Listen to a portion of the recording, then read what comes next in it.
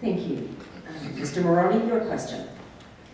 How important is it for a mayor of this community to have true business leadership experience? Mr. Fresco. I think it's very important. I guess I would say what really for me, what stands out is that I have three things. I have the experience of being on the city council the last 6 years. I'm an employee of SIU, so I have a strong, I guess, need for self-preservation and job security for the university to survive and to prosper. That's very key for me. And also the fact that I have worked with the local business community. I was the first director for Carbondale Main Street, and I served in that role for 2.5 years. Actually, my bachelor's degree is in business administration. I worked in retail for over 10 years. My father was a CPA. He was a small business owner. He had 3 to 5 employees. And before him, my grandfather, he was a tinsmith, but then he owned a furnace company back when it was more coal and oil back in his day. Thank you. And Mr. Goldman.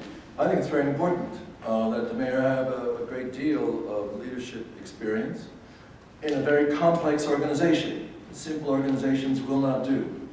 As Chancellor of SIU, I handle over a $230 million budget annually, over 8,000 employees, 19,000 students, relationships overseas to China and other countries, relationships to the federal government. It is very important to be able to show leadership in the ability to work with all of that. A corollary and added to that is the issue of temperament. You cannot be a truly good leader unless you have the proper temperament and knowing how to work with people. The ability to pull people together, the ability to form coalitions, that's part of leadership. That's what my work was all about at the SIU. Thank you. Mr. Haynes. I actually believe it's a strong quality and a good leader to have that business background. One who has worked himself up through his bootstraps, who started off as one of the lower positions in a corporate world by bagging groceries, and then became a cashier, overnight cashier, customer service manager, assistant store manager, assistant store manager, and a wide variety of other complex business offerings. Also one who has been on the council and served for 8 years in a different capacity in that respect. Also one who has been in the community and served in the community as a business leader, I think is a good opportunity and advantage. It gives a person that diverse background in leadership roles as far as with the NAACP and with the United Way and other organizations of that nature. It has to be taken into making a person a well-rounded business individual. Thank you. And Mr. Maroney.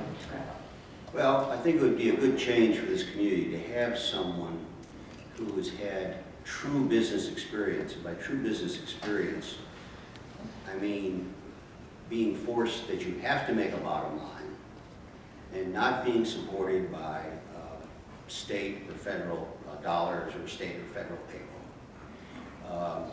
This community has not had that in a long, long time. And I think it might be a very good change to have someone in that position who understands the realities of business and understands the realities of making the bottom line and then transferring those skills over to a municipal government. Thank you. And Mr. Fresler.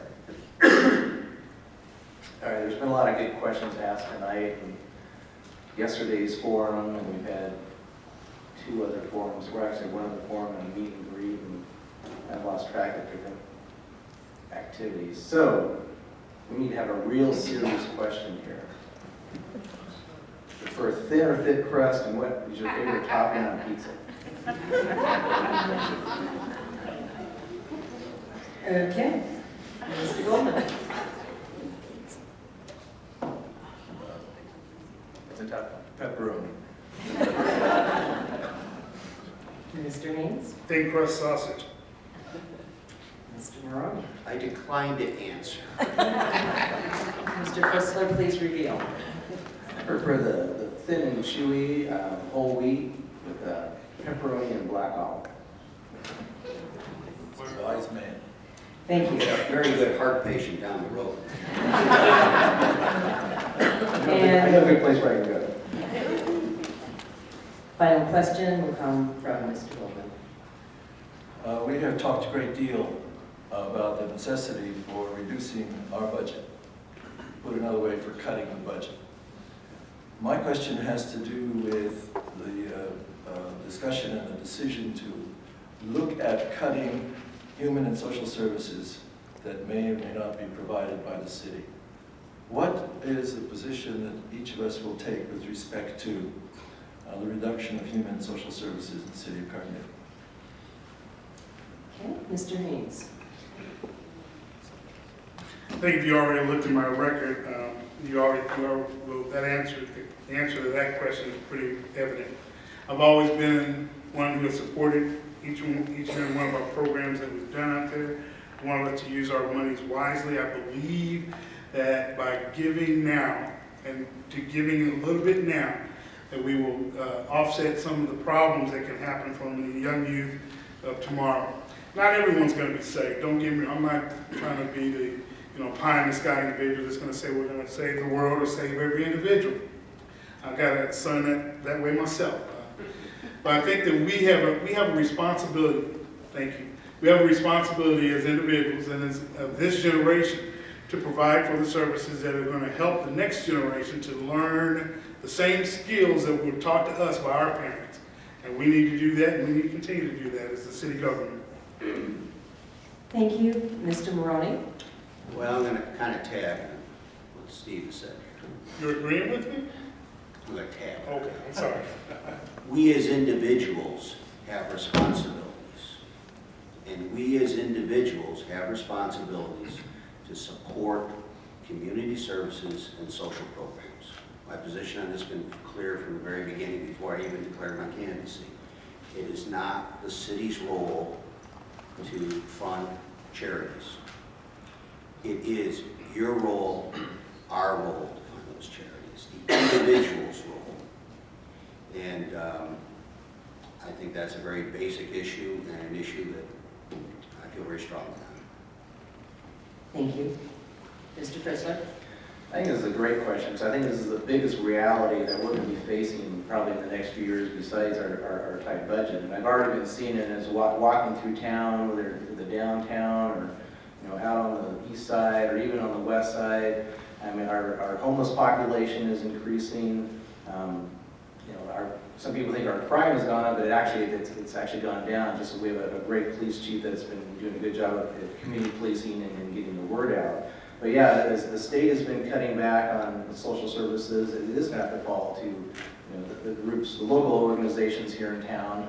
I've been a supporter of the Women's Center, SERS, Boys and Girls Club, and Good Samaritan, and these I think are key areas that the city can assist, because if we don't, then the police are going to have to step in, and we're going to have to hire more police officers, maybe more fire personnel, for having people sleeping in abandoned buildings. So this is a key thing that the next mayor is going to have to address as our state services decline, and we're going to increase some of the things. Thank you. And Mr. Goldman? The horrible decline in our economy has created such enormous problems, such tremendous differences among the haves and the have-nots, such tremendous difficulty for people to survive, even just to live. And we have to make decisions. The mayor is responsible for all of the citizens of Carbondale, not just those who can make it on their own. I have seen a city which did not pay attention to those who are less fortunate, and you saw an increase in street dwellers, people living in the streets. My view is that a city that will forsake compassion is a city that at some point will lose its soul. We cannot allow that. So wherever we can, the city must step in and help.